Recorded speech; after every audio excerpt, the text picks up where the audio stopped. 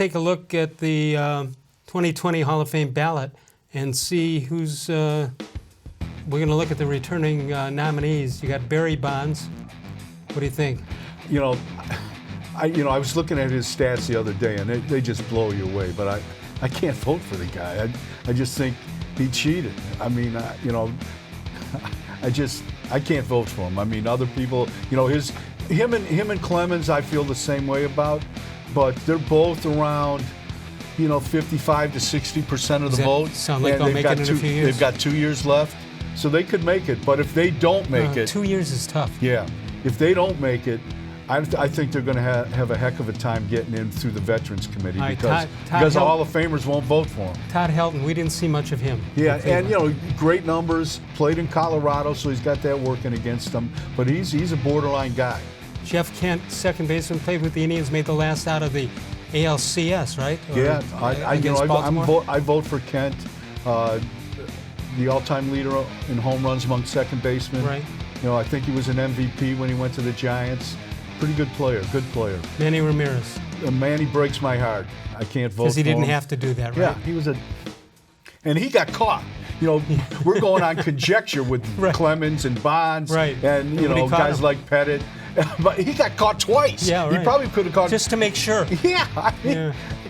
How about curt-schilling? Does he get credit for putting a red magic marker on his sock? Yeah, I'm voting for Schilling. Are you? Yeah, I like Schilling. Lots of people, his off-the-field comments and stuff, but that doesn't bother me too much. You're talking about the political stuff? Yeah. Yeah, well, he claims that's keeping him back. Yeah. How about Sammy-Sosa? Same thing? Same thing. Billy-Wagner? Billy-Wagner I'm voting for. I looked at his numbers. He's surprising. He's probably, he's got over 400 saves. Oh, is that right? Yeah, he's very, I like him. All right, there you see Roger-Clemens, same thing you talked about before. Andruw-Jones, who got off to a great start. Yeah. World Series hero, I think he was 19 at the time. Oh my God! And what? 10 Gold Gloves, whatever. Yeah. I mean, he's got a bunch of Gold Gloves. Could play the heck out of center field.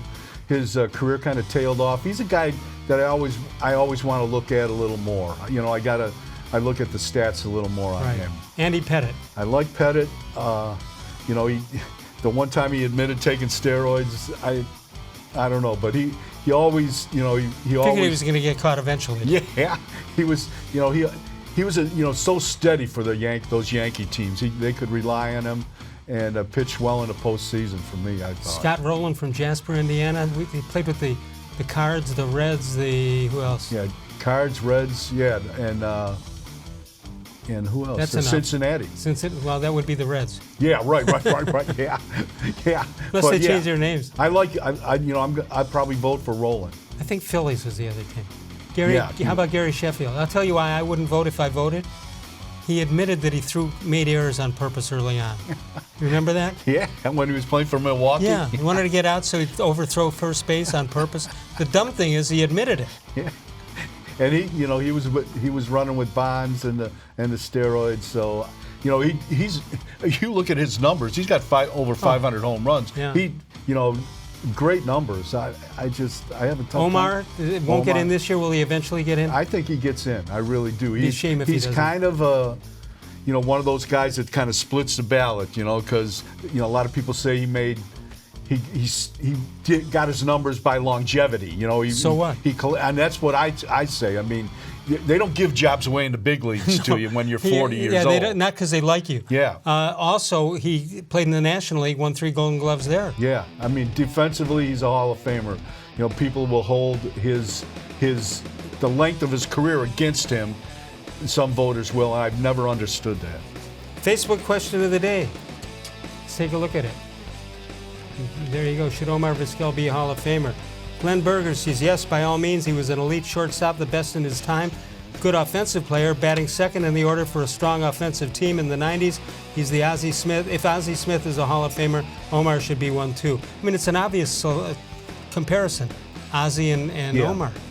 And, played in different eras, but, definitely, it's a good comparison. And when Omar came along, he played through the power-hitting shortstops. Right. The game changed at that point. And both of them, they weren't doing shifts then, so shortstop was a real shortstop then. Yeah, exactly. He was playing, the whole territory between second and third.